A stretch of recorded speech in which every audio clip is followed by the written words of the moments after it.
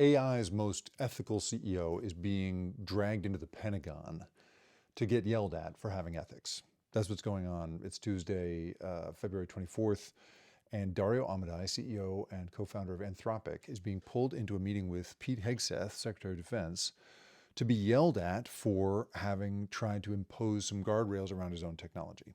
So for years and years and years and years and years, we've been arguing in the world around tech as to whether the companies should be responsible for inventing the ethics that go with the technologies that they're inventing. And my argument has always been, yes, they should do that. But most tech executives feel that that's not their job. Their job is just to make the stuff, and how democracy uses it is up to the voters.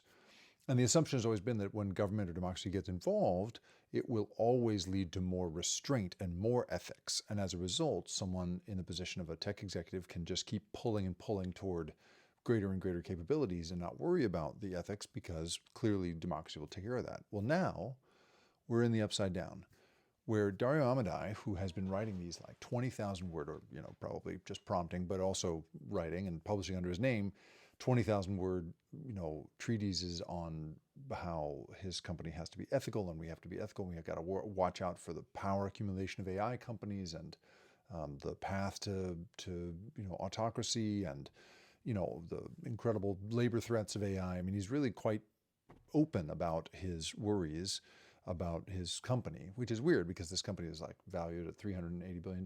They just took like a $30 billion round this month. And for a company like that, an existential question is, how do you make money? And the Pentagon is classically a way to do that. So the Pentagon they have like a $200 million contract with the Pentagon. They're the only piece of AI that is allowed into the classified intelligence systems inside the military. And so they have this very privileged and very valuable contract with the military. And it's the kind of contract you want. It's like recurring, huge amounts of money.